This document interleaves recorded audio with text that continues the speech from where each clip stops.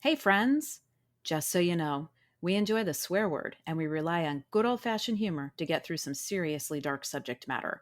At no time do we intend any disrespect toward the victims or families of the victims in the cases we cover.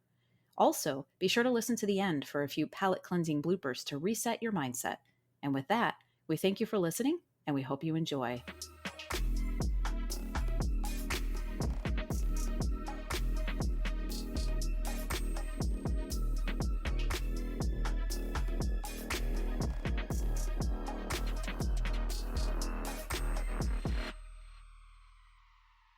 Hey, friends! Welcome to Crime Will Tell. I'm Carrie.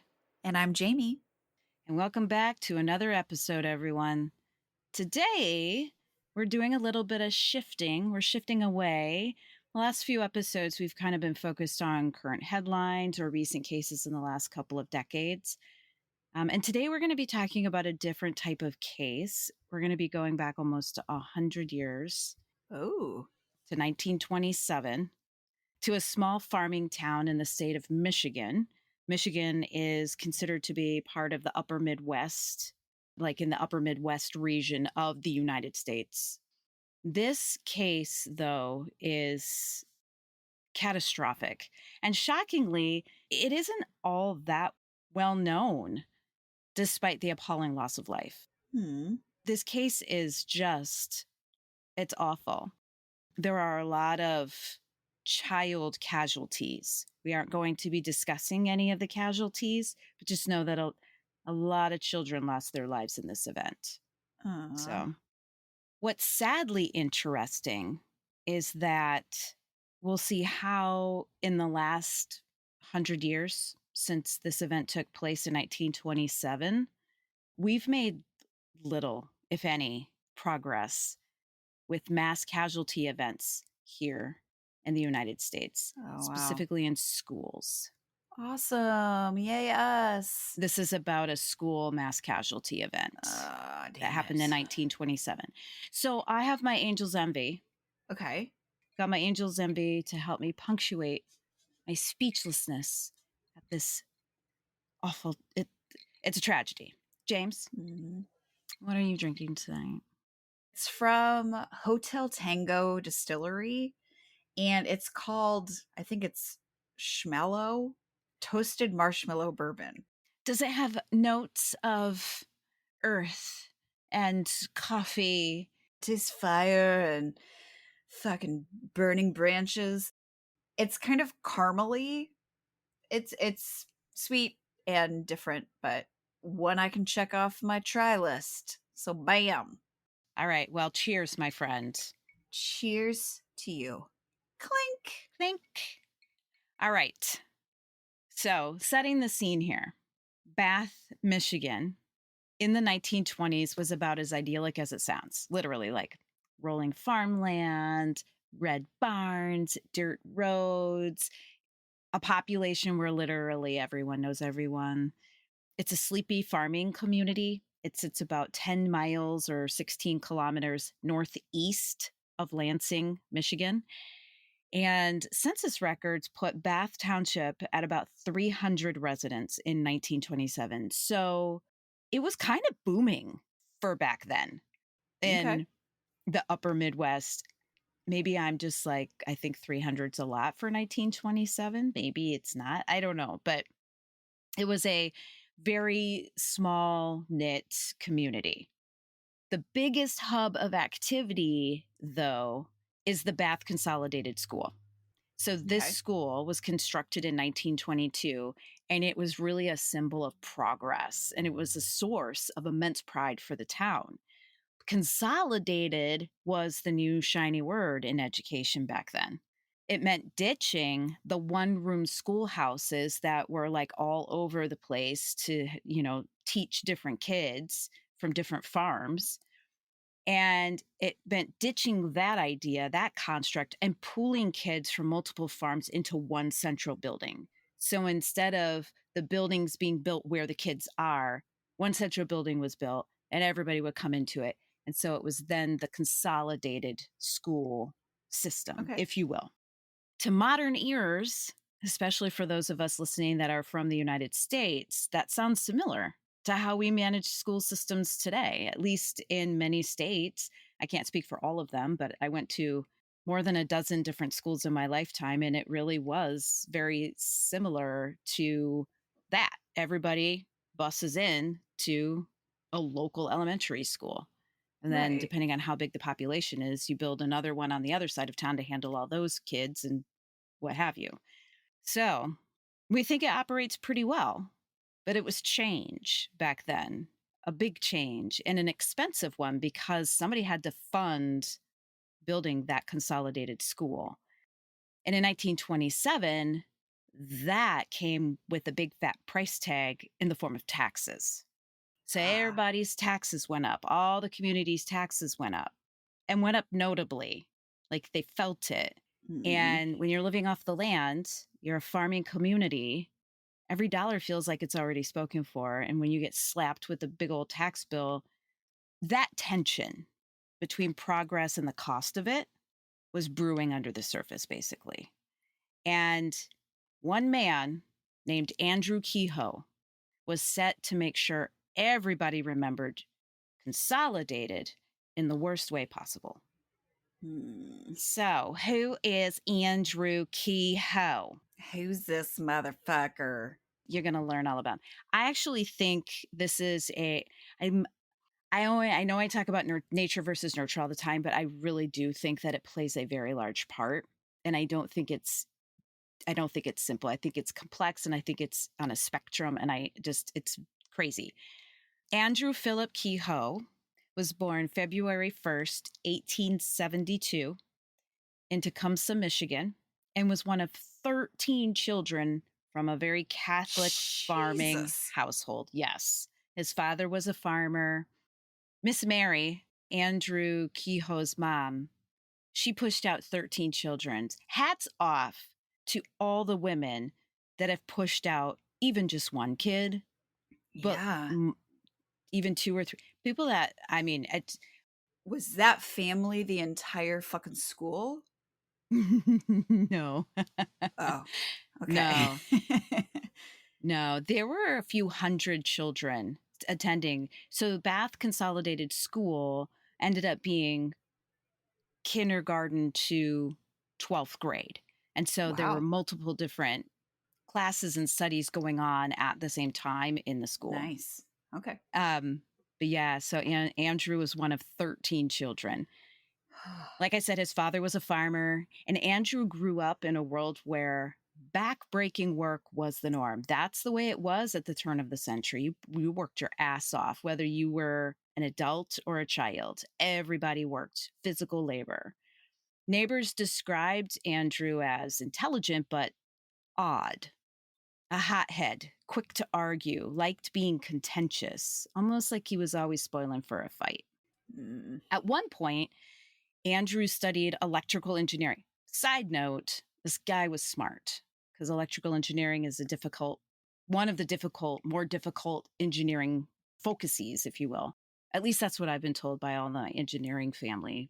At one point, he did study electrical engineering at Michigan State College, which, fun fact, is now known as Michigan State University. Really? Yeah. Yeah, Oh, Michigan damn. State University used to go by Michigan State College.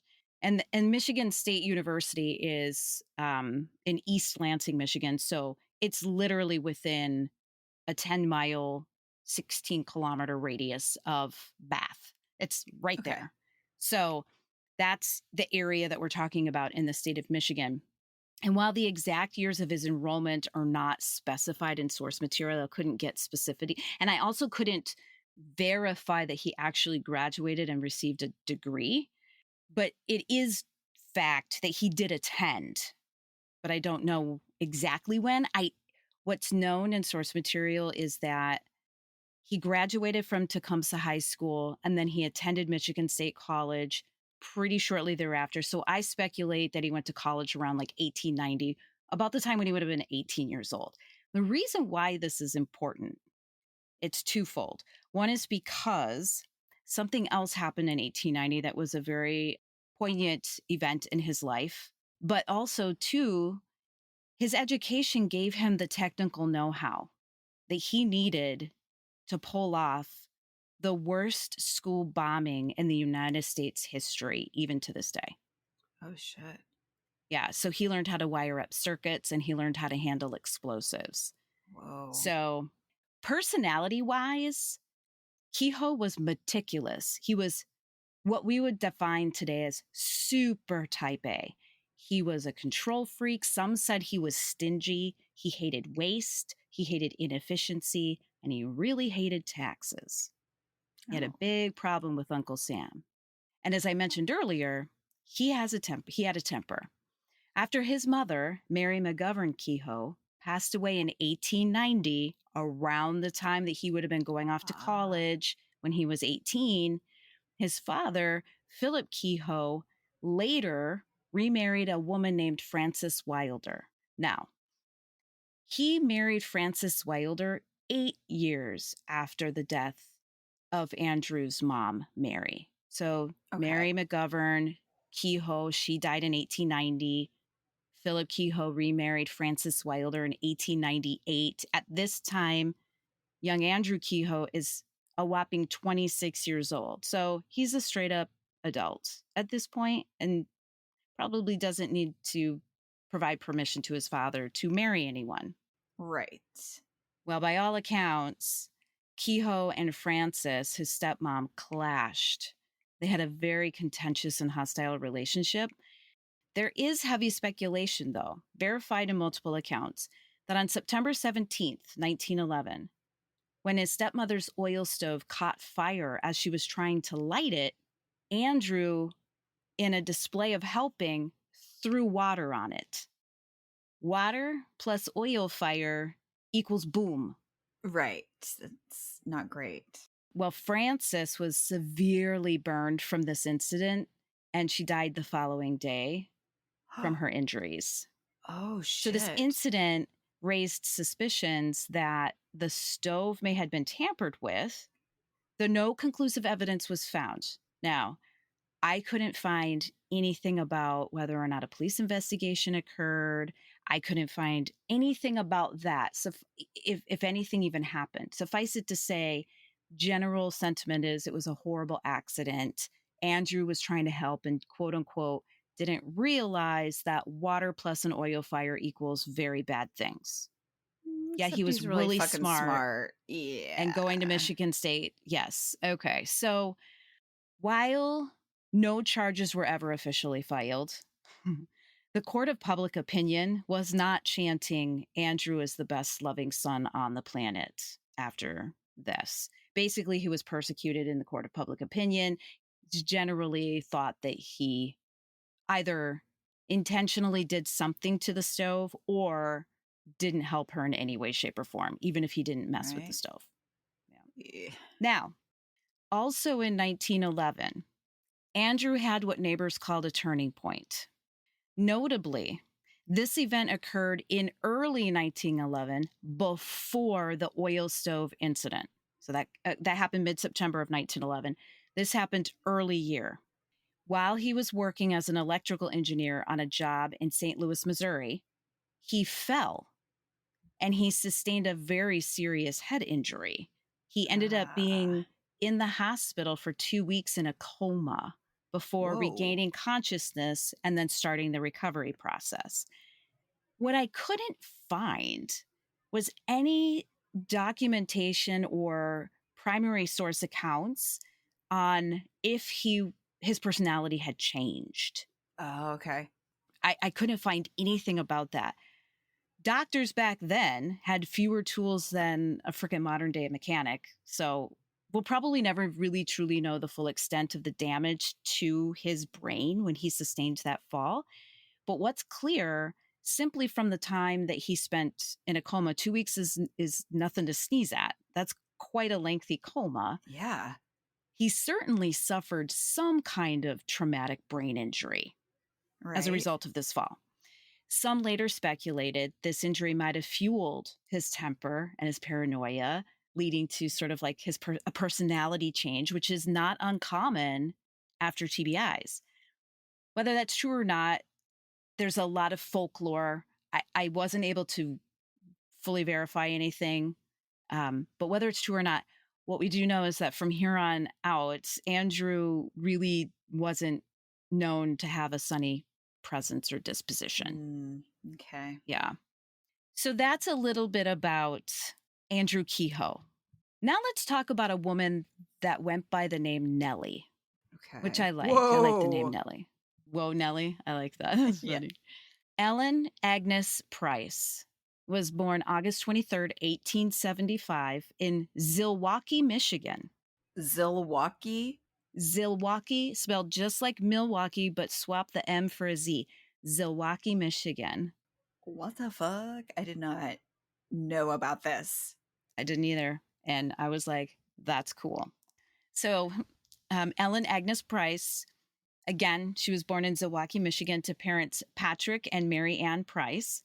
The Prices were a respected family in Bath. They came from a well established farming background within the Bath Township area. They had generations, well rooted, respected family. And after her mother's death in 1893, when she was 18 years old, she took on the responsibility of raising her younger sisters while also attending school at Michigan State College. Okay. Now, this is where there is some conflicting detail in source materials. There is no historical verified evidence that Nellie ever graduated from Michigan State College, aka Michigan State University. But it is generally believed that she may have been taking classes because it is verified that this is where she and Andrew met as acquaintances for the first time, because he also attended Michigan State College. However, from there is no evidence that they ever dated in college or had any kind of a long term romantic relationship or that they even hung out socially. They merely just knew of each other. It is Okay. generally believed that they reconnected in the early 1910s as established adults. Now, they would have been in their mid to late 30s in the 1910s. So, Wow. Okay. yeah, so Nellie is 3 years younger. So she would have been around 35, and Kehoe would have been around 38. Neither one of them had ever married up to that point. Neither one of them ever had any children up to that point. So some speculate that maybe when they reconnected as adults, they were already at the turn of the century considered washed up has-beens, if you will. Maybe they looked at each Right. other and were like, well, you You'll in? do. Either way, whether it was love at first sight, truly romantic, convenience, you'll do's, I don't know. Nellie and Andrew got married on May 14th, 1912. And by all accounts, Nellie was kind and gentle and very devoted to her church, but life was not easy for Nellie. She suffered from chronic illness, believed to be tuberculosis. Hmm. So, whatever she had, she was going to die from. It was just a matter of how long, because back in the turn of the century, that's what happened. That's the way it Yeah. went. But because of her chronic illness, that meant endless doctor visits, long hospital stays, and medical bills that kept coming and coming. And while Kehoe was the one known for being strict, Nellie was remembered by neighbors as warm and polite and even fragile. And yet, Kehoe loses his damn mind over all of the financial stuff going on.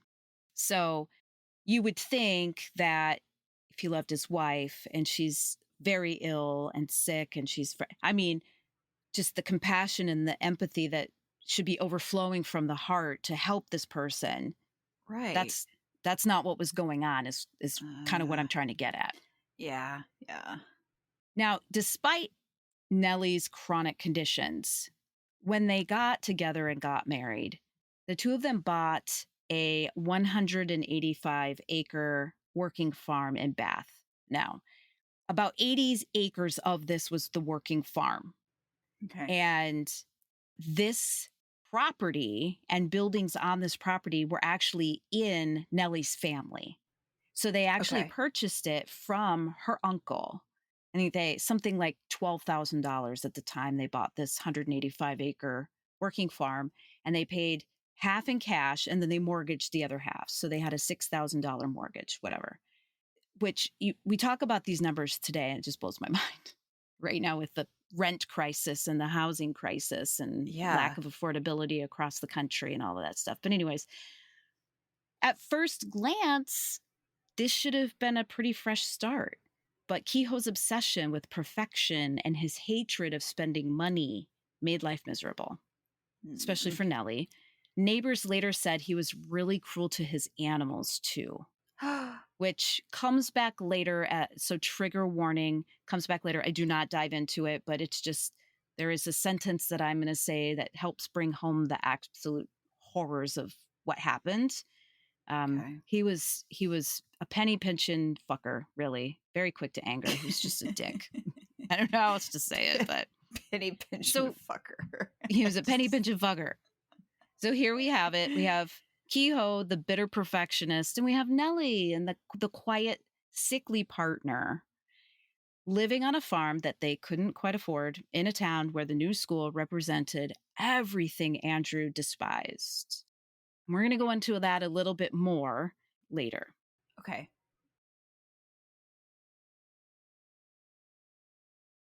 By the mid 1920s, Andrew's finances, I keep calling him Andrew and Kehoe interchangeably. I apologize. I think I started with Andrew and I go Kehoe. So if it's Andrew or Kehoe, it's the same fucking dude. Okay. I'm going to try and just go with Kehoe to keep it simple. By the mid 1920s, Kehoe's finances were circling the drain. Taxes had gone up to fund this new fucking school he didn't want anything to do with. He was behind on his mortgage. The bank was threatening with foreclosure. There's a little family scandal with that I'll get into later. His crops weren't doing all that well. And instead of blaming the droughts or the economy or his own really shitty financial skills, he decided he was going to blame the school board taxes. And he basically just lost his damn mind over it. The school board taxes was what was causing all of his problems.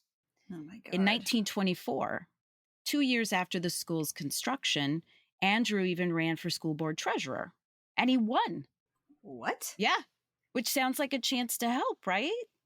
Like, fuck yeah. You have a problem with something. You want to be part of the solution and you're actually running for a position where you could actually make change. That's fucking rad, Kehoe. Yeah. Right? Make some good change, right? Good job, bro. No. Instead, it just gave him a front row seat to stew in his resentment. So his intentions for why he even ran for this school board treasurer position in the first place had nothing to do with the fact that he wanted to volunteer for the good of the community. It was because it was a way to get a front row seat to the crap that he hated, basically. He fought tooth and nail against spending money, even a penny. He argued with fellow board members constantly and unnecessarily. He argued constantly over every expenditure down to the price of a frickin' pencil. What? He openly called school officials, quote, criminals for wasting taxpayer money. Oh By 1926, though unsurprisingly, I'll bet, he lost re-election. What? Yeah. He lost re-election. I mean, had to have bruised his very fragile ego, but yeah, not surprising. Now, when he lost re-election, I think that was the proverbial straw that broke the camel's back, basically. Because over the span of the rest of 1926 and into some months of 1927, Kehoe secretly planted over 1,000 pounds, or about 455 kilograms, of priotol and dynamite under the school in different areas of the basement, and wired the basement areas and crawl spaces with alarm clock detonators. Holy shit. He spent almost a year bringing all of this material into the school. And he was able to do all of this completely undetected because he was volunteering as a handyman for the school, fixing odds and ends because he was very handy with his hands. Yep, that's how he did it. Wow. He has lost his goddamn mind, right? Well, yeah. Now let's take a moment and put this into perspective. There was real money at stake here. Of the 185 acres Kehoe and Nellie purchased, they farmed about 80 acres of it. That farmland had an assessed value of $10,000 in 1927, roughly 170,000 in today's dollars for Wow. farmland. Okay. His school tax bill was $198 in 1927. That's a lot of money, which is equivalent to roughly $3,616 today. Jeez. So that's a serious chunk of change, right? Yeah. I understand that why he's pissed. There's more. I think the reason why I understand why he's pissed is because there's more to why he's pissed that I'm going to get into. Not that it matters, but when you don't have children, I think it feels like an added, like, God damn it, whenever you're paying that kind of money towards a school. You know what, James? Every fucking time you're so goddamn smart, you pull my shtick. So Sorry. you're exactly right. The reason why he was so fucking pissed was because in his 15-year marriage to Nellie, they never had children. Mm, So he was paying a gob of money for a school that he had nothing to do with. right. He wasn't receiving any benefit from it whatsoever. He didn't give a shit that it was better for the community. And as part of the community, he was doing his part, even if he had no children that would go to the school, which is the construct in modern day United States with taxes. Yeah. But yeah, he did not have children. And I wonder if he was like, wait a minute, property taxes are really expensive today. If I had another $3,600 tacked onto my tax bill to pay for a new school, I would have been like, what? Yeah. Now, if my kid went to it, I might feel differently, but my kids are grown. Right. Yeah. Serious chunk of change. Not worth murder. I still think that was probably No. the wrong call. Not the All right right. choice, Kehoe. So all of this background now brings us to May 18th, 1927, a Wednesday. School children are heading into the last day of class. Yep, it was the last day of classes for the academic year at Bath Oh. Consolidated. Parents went to work, started tending the farms, doing laundry, all the things that, going to the mercantile. This Wednesday started like any other spring morning. Kids grabbed their books, kissed their parents goodbye, and headed off to the school, and teachers were preparing lessons, and nobody had the faintest idea that they were walking into a death trap. At Man. about 8:45 a.m., an explosion ripped through the Kehoe farm. Okay. The barn, the house, and all outbuildings were completely leveled. Holy shit. The fire that resulted spread so fast that neighbors weren't able to save anything, nothing. And as they rushed to help, they found Nellie's burned body tied up in a wheelbarrow in a shed. What? It came out later that Andrew had killed her that night or the morning of the fire, but before the fire had been set. Afterwards, investigators discovered two things. Number one, Kehoe had locked all the animals in their stalls so they couldn't escape. So that was the trigger warning that I put out earlier. That's all I'm going to say about it. I can't do any more than that personally. Yeah. And number two, a wooden sign attached to his fence that reads, "Criminals are made, not born." Whoa. The point was, he was like, look, you drove me to this. Yeah, you guys did this. You did this. Oh Now, my God. That's creepy. almost simultaneously with Kehoe's farm exploding, the Bath Consolidated School shook. A massive explosion tore through the north wing of the building. So there was a north wing and a south wing. The north wing, there was a massive explosion. That was the north wing housed elementary classes, and the south wing housed the upper classes. Mm. This massive explosion tore through the entire north wing of the building.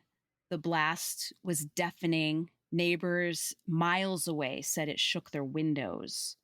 The walls collapsed inward like this, which then had the roof collapsing downward on top of the walls, with kind of how, because the explosions were in the basement. So how it went up, it just brought the walls in and then the roof collapsed. Right. It just folded in on itself, kind of. Exactly. And when that Ugh. happened, obviously some students and teachers, faculty members were killed immediately, either by the blast itself, but depending on proximity, or the following walls and ceiling or whatever. But there were others that weren't killed immediately and they were caught and trapped in this rubble. And then there were some that were injured but weren't trapped. And some of them were teachers and some of them were kids. The teachers was like, kids, get out. The teachers that were lucky enough not to be trapped immediately began trying to dig out anyone they could, just pulling. Panic spread instantly. The scene was pure fucking chaos. Doctors, farmers, basically anyone with two working hands came rushing in from nearby towns. They dug with their hands, their farm tools, anything they could find to free the children, the faculty members, the teachers, visitors, if there was anybody on site that day. The city of Lansing sent every ambulance they had. The Michigan governor at the time, Fred W. Green, showed up in person and started digging for survivors. He literally just rolled up his sleeves and started digging. Later, Governor Green offered to pay for every child's funeral expenses for any family that couldn't afford to do so. Survivors described parents digging with their hands, lifting debris piece by piece, begging for their children to be alive. First grade teacher Bernice Sterling later told an Associated Press reporter, quote, "There was not a child whose body wasn't torn by the blast." That's fucking horrifying, but we're not done yet. So roughly 20 to 30 minutes after the second explosion. So there were 3 explosions altogether. We're about to get to the third. The first was Kehoe Farm. The second was the detonation of the dynamite and Priotol underneath the north wing of Bath Consolidated School. And the third one is what we're going to talk about now. So roughly 20 to 30 minutes after the explosion, as surviving victims and community members and rescuers were frantically working to free and save as many victims as possible, whether they were still alive or not. They were trying to recover everyone. Kehoe pulled up to the school in his truck. I'm sure everyone was like, yes, one more set of hands. I don't give a shit if it's Andrew fucking Kehoe. He can help. He's an able-bodied man. Yeah. When Kehoe pulled up to the school, he like waved people over to his truck, like making it look like he had something important to tell them, assuming related to the events at hand, because what else could be more important? Yeah. Now, here's another part of this case where details are a little murky because some sources report non-verified details and some sources report verified details. And it's those non-verified details that are a little bit more salacious that people tend to like want to rehash, and they're not necessarily verified. So I'm just going with what has been verified. Reportedly, Kehoe drew a rifle, turned and aimed the rifle at the back seat, and fired into dynamite. Tons and tons, not tons and tons literally, but as much dynamite as he could fit all along the back seat, like in the wheel, like where the feet go, where you're sitting in the back seat. And then on top of that, he piled all kinds of metal debris that he had collected from his farm to act as shrapnel. Oh my God. So reportedly, he fired his rifle into that cache of explosives, blowing up his truck. And when he did so, he blew himself apart. Yeah. He blew up the superintendent of the schools, Emery Eli Hewick, 2 other adults that were close enough that they were killed by the blast, and 1 child that had escaped the actual school explosion was killed by flying shrapnel from the explosion of Kehoe's truck. He had a mission. Since Mr. Moneybags was so concerned with cost, do you happen to know how much he spent on fucking explosives that he could maybe have put towards, other things that he Maybe his wife's care or It's a really great question, and we're going to get to that. okay, The good. answer to your question in simple terms is no, I don't know how much he spent, but we know how much he did buy or come into, whether he stole it or what have you. But in all my research, he came by this dynamite and Priotol legally because in 1927, farmers who actively farmed could purchase dynamite and Priotol to clear land. It was a Okay. great, effective way to clear land. Yeah. Pyritol is just it's like a low severity explosive that, you kind of put it with dynamite and it kind of helps to oomph up, like jazz up the explosion a little bit. And it was used heavily as a surplus in World War II to kind of make explosives go farther. It's like an additive, Okay. and farmers had access to it. And he obtained all of this. I mean, over 1,000 pounds of dynamite alone is astonishing. He spent Yeah. months putting his plan into action. And Jeez. as investigators pieced it together, they realized that he had spent so much time preparing that this wasn't something that he just woke up yesterday and decided to do. Hindsight was 2020. The whole scene came into focus. First red flag, Kehoe had stopped farming his land. Second red flag, he stopped maintaining his farm equipment. Third red flag, he stopped caring for his livestock. And fourth red flag, he stopped paying against his debts Got it. because Okay. he took everything he had and he turned it to enacting his plan. And I think that's where he got the money to buy all of that shit, all of those Good Lord. explosives. Wow. Farming was Kehoe's livelihood. These were bright red flags nobody even realized were waving. Like, this was 1927. That wasn't even a thing. People acted rationally. I mean, the biggest problem was women with hysteria and the vapors, right? Right. Oh my But God. by the time Kehoe went full scorched earth, it was already too late. Mm. In total, 38 children and 6 adults were dead. Wow. 44 people. 38 kids. Ugh. 38 children and 6 adults were, with 58 more injured, but survived. How the fuck have we not heard about this? This is what I'm saying. What's even more astonishing is because the scene was pure just chaos clusterfuckness. 2 children had been taken to the temporary morgue that had been set up as part of triage. They were covered with a sheet and were later found to be alive and taken out of the morgue. That's how Whoa. asinine crazy the scene was. That really wounded children that may have been unconscious for a time were considered and thought to be dead. I mean, thank goodness they were found, but Thank goodness, wow. yes. But the chaos of the scene, do you know what I mean? And like, that Yeah. wasn't something that happened. It's not like first responders and police and detectives knew what the fuck to do. Nobody. It was the Yeah. blind leading the blind. And also, you have to process through the emotional carnage of what you're seeing. I can't even imagine. One thing that's like extra sad to me is just like the emotional 180.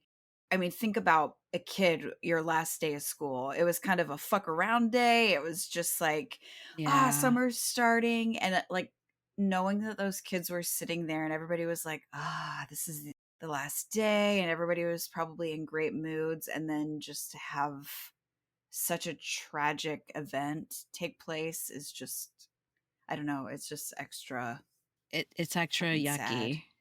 Yeah, Yeah. it's like a poignant sadness.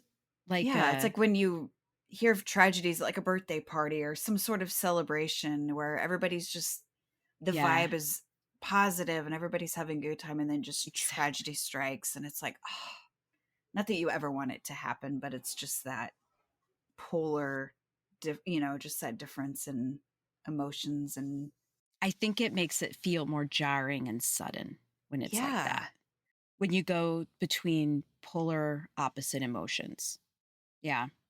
Hmm. What sent a second round of fucking astonishment through investigators was the discovery of roughly 500 pounds or 230 kilograms of explosives under the south wing of the school that were set to go off at the same time as the explosives under the north wing. Investigators determined that the cache of explosives under the south wing failed because the triggering system didn't go off, like it didn't complete its job. I saw in a couple sources it was because the alarm clock detonator that Kehoe used had an issue with the gear, and so it skipped a second, and because of that, I don't know. That sounds a little like okay, whatever. Whatever the case, somehow, some way, the way he set it up, it didn't work. So the 500 pounds, 230 kilograms of explosives under the south wing never went off. So all the people in that wing were injured. Well, that's not true. I don't know if all the people in that wing were injured but survived. There's no good, verifiable primary source documentation that specifies where people were in the building at the time of the explosion. But it is well documented and known that had the explosives gone off in the south wing, the casualties would have been at least double or triple what they were. Why couldn't he have just waited a fucking day? I don't know. His issue was with the school itself, like the building, not like if he Not the just would people have in it. waited Mhm. until the next fucking day when it was empty. His message would have still been received loud and fucking clear. Yeah. Why did the south wing explosives not explode? What happened? Yeah. Investigators at the time, I mean, this is 1927. The precision and the sophistication that police investigation and forensic analysis had then is not where it is today. But they being authorities, determined that two likely factors played a part in preventing the south wing from exploding. One was weak or depleted batteries, something as simple as that. The electrical charge may not have been strong enough to fire the blasting caps when the moment came. So maybe it did Okay. go off, it just wasn't strong enough. The other was shockwave interference, whereby investigators were like, well, perhaps the North Wing's massive blast jarred or damaged the South Wing's timing device some way, shape, or form, which stopped the circuit before detonation. Either way, the failure was just pure fucking sheer luck, really, for those in the South Wing. Because when investigators found the cache of explosives in the South Wing, the way that they were placed, it was very clear that Kehoe's intention was to bring down the entire school. Wow. Like he was trying to bring down the entire school. Man. So if all of Kehoe's explosives had detonated, it's possible that every single person in the Bath Consolidated School that day could have died. It's possible. I personally believe, after researching this, that was his intent. He wanted to make a name. He wanted to bring it down and everybody with it. This wasn't just one bomb. It wasn't just like, hey, I'm going to try something out. This is a new hobby, and I kind of like electrical circuits and such. Yeah. This was meticulously planned. This was a months-long plot to annihilate an entire community. Because if you think about it, every single person, every single household probably was impacted. It was impacted. Yeah. And when authorities came to this realization, it was profoundly shocking. I think it took a while for the community to recover from this. Oh, I'm It's just sure. evil. Just evil. To attack the youngest, most vulnerable of the population is evil. Yeah. God damn. And what happens when tragedy strikes in a tiny town, James? Well, the Gawkers roll in within hours of the blast.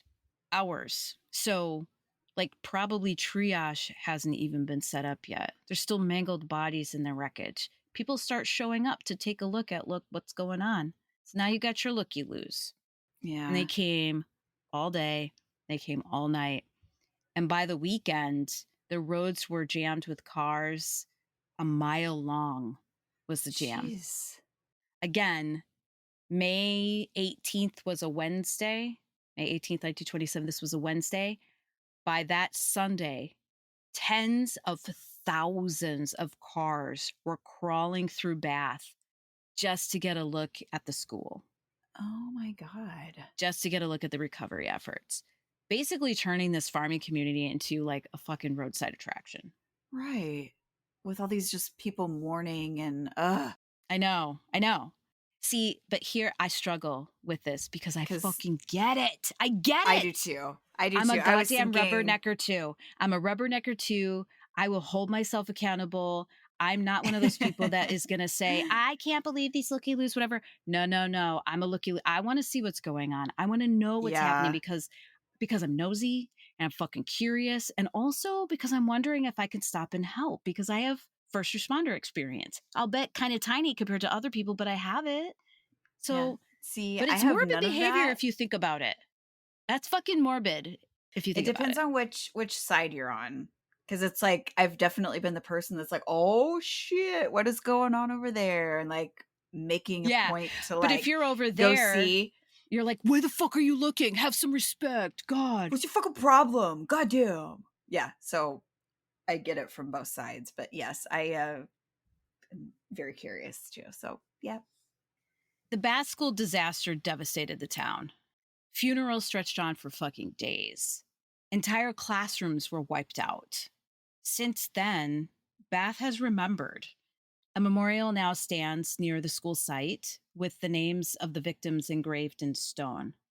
In 2017, on the 90th anniversary, ceremonies were held to honor them. Survivors' families spoke about keeping their memories alive, even as history books mostly ignored the event.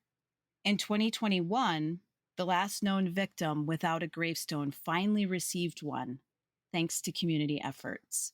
Aw.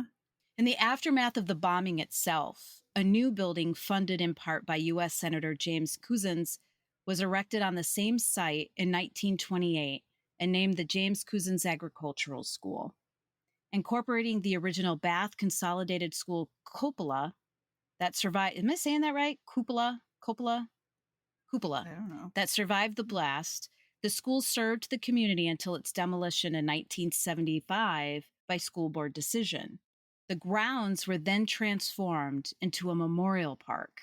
It's known by different names. It's known by James Couzens Park, James Couzens Agricultural School Memorial Park, or Bath Consolidated School Memorial Park, Wow. where Okay. the preserved cupola of the original Bath Consolidated School now stands as the central feature, honoring the victims and marking the site's layered history, which I think is Aw. pretty fucking great. Yeah, that's pretty cool. Something really cool, too. Funded by pennies donated by school children across the state of Michigan in the wake of the bombing, Girl with a Cat was created by University of Michigan sculptor Carlton W. Angel and dedicated in 1928 alongside the rebuilt James Couzens Agricultural School.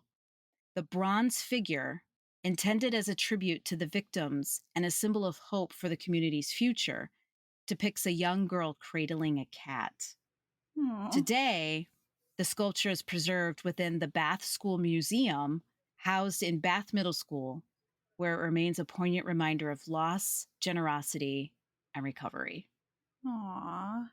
So that's the case of the Bath Consolidated School disaster, bombing, massive loss of life. It was atrocious and appalling.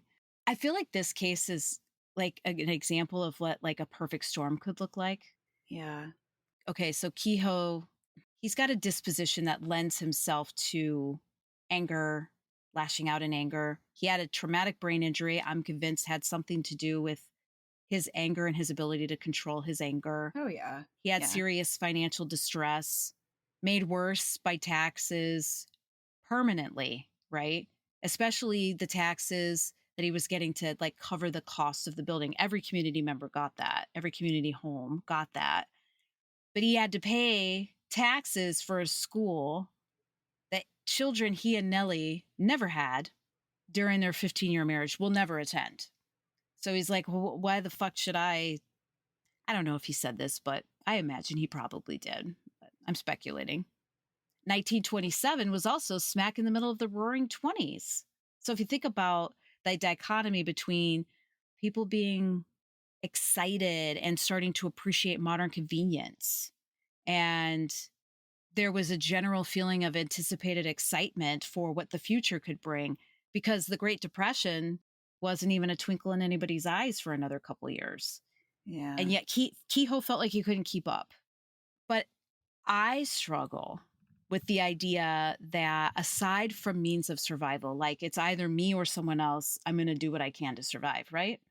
Unless you already have it in you to kill someone, you would never think that that's a viable option. Be like, well, I could have Cheerios for breakfast or I could kill that guy over there. Right. I'm like being exaggerative, but I struggle with the idea that I feel like I believe that that lever has to be somewhere on your DNA strand or somewhere in your brain chemistry to be able to make that leap from I've never killed somebody to, yeah, by my own hand, I could do that.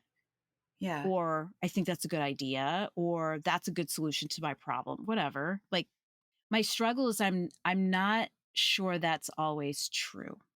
Let's take Chris Watts, for example. Mm. This cat didn't even have a speeding fucking ticket.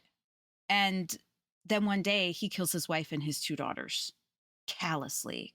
Did he always have that in him?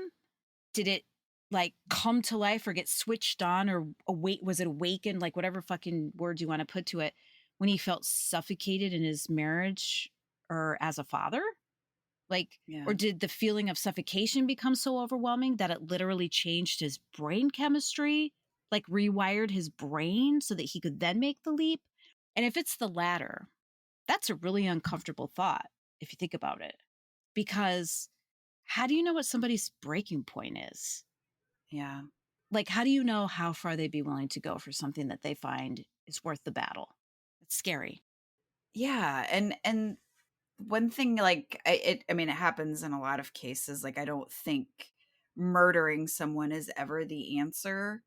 But, like, in this case in particular, like, it feels like his actions and what he felt was like a solution to the problem didn't match the problem, like the actual issue. You know what, motherfucker? Don't pay your taxes. If you don't think that you should pay them, fucking don't. Go to school board meetings and fight it. Whatever. Do whatever you have to do. But like you killing 40, what 46? How many people Yeah, total? 40 38 children, 6 adults. Yeah, 44 people. And people are still gonna have to pay fucking school taxes after that. Like the problem wasn't resolved. And no, whatever satisfaction he felt in those that little time after killing all of his animals and his wife and seeing the devastation that he caused, and then he took his own, like, I don't, when it doesn't match and then they just, somebody in a selfish move just leaves so much tragedy and loss, and the problem is still there, like it just is so senseless. agreed. These were innocent children. Yeah. To your point, if he had waited one more day, he could burn down the fucking school building and be done with it and make his point, Yeah. right? And also, can we talk about Nellie, his poor wife? Yeah. Yes, okay. She was struggling with chronic illness, probably something fatal. I don't know. She probably didn't have long, whatever. But he chose to play God and kill her. I tried to figure out Yeah. how she died. I wanted comfort selfishly. I wanted comfort that she didn't suffer. I couldn't Yeah. figure out. There's no verifiable source out there from a primary account that Mm, indicates exactly her manner of death, but she's a victim here too. yeah. Even if her quality of life was very poor and she was struggling with a chronic and fatal illness, regardless, she was murdered Yeah. by the one person that she should have felt the safest. So why don't more people know about the Bath Consolidated School disaster? Maybe it's because it doesn't fit the narrative for the time period. I mean, if you think about it, the roaring 20s, this wasn't gangsters with Tommy guns that happened here. Maybe it was boring. Maybe it wasn't worthy. This was a respected, albeit difficult to deal with, member of a small town who decided to turn his personal issues into mass murder. However, I think, and as do most historians, that the reason why we don't know more about this and that it's kind of been obscured in the annals of history is because 2 days later, on March 20th, May 20th, 1927, Charles Lindbergh's transatlantic flight from New York to Uh, Paris was a rousing success. And so for like a brief moment, the Bath Consolidated School disaster did make national headlines, but it was like for just a moment. And then Charles Lindbergh stole the headlines. The excitement of this achievement overtook everything. And like I wow. said, historians generally believe that this contributed to this tragedy being largely forgotten in the national consciousness, even though it remains the deadliest school bombing in US history. Damn. And I alluded to this at the top of the episode. While an uncomfortable truth, in a way, Bath, Michigan feels like it could serve as a real serious fucking cautionary tale that is just as relevant right now as it was in 1927. Regardless of what side you're on, we have made little, if any, progress in learning how to overcome mass casualty events in our schools. And I don't know what the right answer is, but clearly what we're doing right now and what we've been doing for the last almost 100 years isn't working. It's not working. Yeah. And we have to do better to keep our youth safe. Anyway, a huge thank you to the Bath School Museum, whose archives and preservation efforts make it possible to keep this history alive. They were a huge help in my research. If you liked this episode, please share and make sure you follow, rate, and review. And don't forget to head over to our website at crimehotelpod.com and grab yourself some merch. Yeah. And feel free to subscribe to our YouTube channel. That would be Yeah, cool. that would be really cool, actually. We appreciate you guys. We love your support. We're incredibly grateful. Well, with that, goodbye, Jamie. Goodbye, Carrie. Hi, I'm in my closet. Damn. If I feel like I sound like a fucking goddamn angel, I mean, I think it's going to be great. he overed, blah, blah. I like your thinking. None of that made fucking sense. Forget that. Please and a thank ya. Okay, perfect. Oh, sorry. I was going to say, Motherfucking fucker. I love you.